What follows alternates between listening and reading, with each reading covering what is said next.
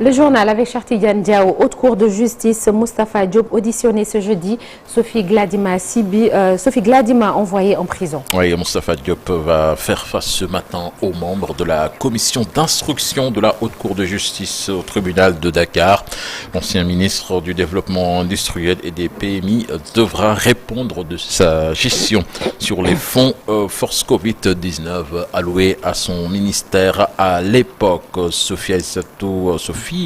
Sophie Gladima, elle, ancien ministre des Mines et de la Géologie, est inculpée puis placée sous mandat de dépôt par la Haute Cour de justice. Elle a fait face à la commission d'instruction hier. Le paiement anticipé de 73 millions pour la construction d'une unité de traitement à Kédougou, effectuée sur la base d'une simple facture, sont entre autres irrégularités reprochées à l'ancien ministre dans la gestion des fonds Force Covid-19. Des détails avec Aminata Mbaresso.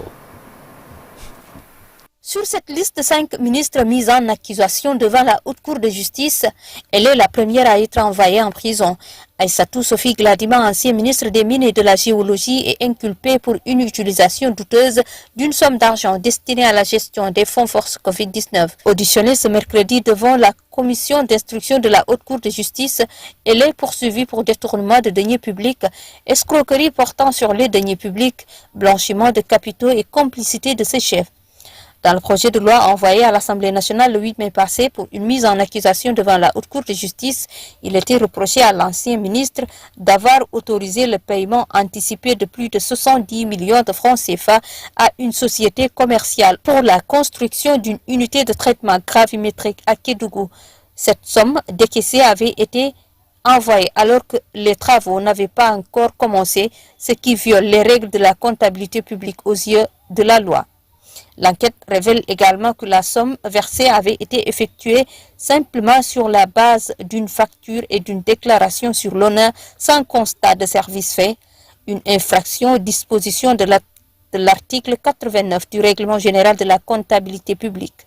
L'Assemblée nationale avait alors adopté à la majorité le projet de loi portant mise en accusation du ministre en vertu de l'article 101 de la Constitution et à la loi organique relative à la Haute Cour de justice. L'ancien ministre des Mines et de la Géologie est la deuxième personnalité du régime de Macky Sall à être auditionné par les magistrats instructeurs de la Haute Cour de justice. Elle est inculpée puis placée sous mandat de dépôt ce mercredi, une inculpation qui s'ajoute à celle de l'ancien ministre de la Justice Ismaïla Madior Fall, mis sous bracelet électronique le mardi passé. Merci Aminata Mbarezo. Au procès Azoura Fall, Ousseynou Kairé, le verdict attendu le 4 juin prochain. Et le procès donc des militants influenceurs Azoura et Ousseynou Kairé s'est tenu hier à Dakar.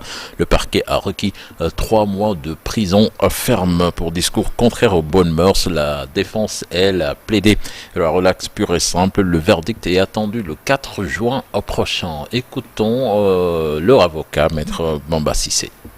À la suite du réquisitoire du procureur de la République qui a demandé à ce que M. Azoura Fall et Kairé soient condamnés à des peines de 3 mois ferme chacun pour discours contraires aux bonnes mœurs, nous avons démontré que l'accusation n'était pas la bonne et qu'il s'agissait de faits d'injures publiques adressés à 2 particuliers. Et donc, après cela, nous avons demandé à ce que Azoura Fall et Kairé soient relaxés purement et simplement, sinon que l'action publique soit déclarée irrecevable. Ce sont des considérations techniques qu'on n'étalera pas sur la place publique. Et là, le tribunal a mis en délibéré l'affaire pour rendre son verdict à la date du 4 juin plutôt, 2025. Donc on attend la date du 4 juin pour avoir le résultat, mais le processus est déroulé dans d'excellentes conditions de sérénité, de respect mutuel et de cordialité. Toujours dans l'actualité, Chartidiane, affaire Lissatine, le cadreur de Refane TV sous contrôle judiciaire et le journaliste Tianar Diouf sous mandat de dépôt. Ces deux sont présumés auteurs d'un incendie criminel chez l'ex-mari de la jeune dame portée disparue Donc ils ont été placés sous mandat de dépôt. Le fondateur de la chaîne parle de tentative de musellement dans les médias. Explication dans cette correspondance signée Babacar Diouf. C'est la presque totalité de l'équipe de la chaîne Refane TV qui a été cueillie et présentée au procureur de la République. Tianar Diouf et 2 autres présumés auteurs de l'incendie perpétré dans le magasin de Moudoutine ont été placés sous mandat de dépôt. À l'issue de leur face-à-face avec le juge, seul le cadreur est sorti libre, mais sous bracelet électronique. Le juge a mis le cadreur Moudoutine sous bracelet électronique et placé 3 autres sous mandat de dépôt. En sa qualité d'enquêteur, le juge veut visualiser les vidéos pour voir si ils sont coupables des faits qui leur sont reprochés. Pape Diop, fondateur de la chaîne Refane TV, parle d'arrestation arbitraire puisque les mises en cause n'ont jamais été mêlées à cet incendie. L'arrestation, déjà, c'est illégal. Cette arrestation est illégale parce qu'ils étaient partis pour une interview, mais à l'arrivée, ils ont été cueillis par la police. Ils n'ont pas reçu de convocation. Pire, ils n'ont pas été assistés par un conseiller, ce qui n'est pas juste. Ce qui déplaît à Moudiad, c'est le travail exemplaire que fournit Média Refane TV. Pour rappel, depuis presque 5 ans, les populations de Refane et environ n'ont de cesse réclamé le retour de cette jeune dame du nom de Lissatine portée disparue après un rendez-vous avec son ex-mari. Ces arrestations interviennent au moment où des personnes non encore formellement identifiées ont mis le feu dans un magasin de l'ex-mari de Lissatine. Puis autre aspect de l'actualité, le chef de l'État a informé hier le Conseil des ministres qu'il visitera ce jeudi 22 mai avec son homologue de la République islamique de la Mauritanie la plateforme Grand Tortue à Méhim, GTA. Le chef de l'État, Bassirou Diomaye Faye aussi, qui a reçu hier en début de soirée une délégation de British Petroleum conduite par son président directeur général, M. Murray, O'Shinclos.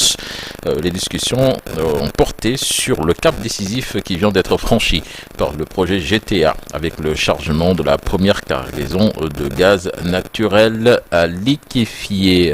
En mode sport à présent avec le choc hier de la 24e journée entre le Giraffe de Dakar et l'US Gorée au stade de Yoff. C'est finalement les insulaires qui s'imposent face aux Médinois 1-0. Du coup, l'US Gorée devient leader du championnat à quelques journées de la fin. Et puis en Angleterre, Pape Matar Sarr qui s'impose en finale de l'Europa League historique. Pape Matar Sarr qui est le premier Sénégalais à remporter ce trophée de la Ligue Europa. Pape Matar Sarr et Tottenham ont battu hier en finale Manchester United sur le score d'1-0. Grande dame de Chérif Dia qui n'a pas voulu venir aujourd'hui. Ouais. C'est comme on dit en Wolof, Djogeti lamb jadi bakku. C'est vrai. Voilà ce qui explique l'absence de Chérif Dia ce matin. Merci. C'est pas l'émission d'hier. C'est sûr. Merci, cher Tidiane. À tout à l'heure pour la version Wolof du journal national. Alors, la résistante originaire de la Casamance au menu d'un jour au Sénégal, un jour dans le monde, Aline Sitoé Diatta, célèbre pour sa bravoure, sa disparition prématurée. Elle est décédée le 22 mai 1944 à l'âge de 24 ans seulement à Tombouctou, alors qu'il y avait été déporté par l'administration coloniale. Un an plus tôt, l'université Assane Seck de Ziguinchor lui consacre d'ailleurs ce jeudi un symposium international. On en parle tout à l'heure et à retrouver également aujourd'hui de quoi est-il le nom, direction Tambacounda pour l'histoire et la géographie d'un quartier qui s'y trouve. Et nous serons avec Mamadou Diouf. La revue de presse sera avec El Hadj Malick Thiandoum. Et nous verrons ensemble, comme tous les matins, le temps qu'il fera avec la météo du jour. Tout de suite, l'actualité internationale.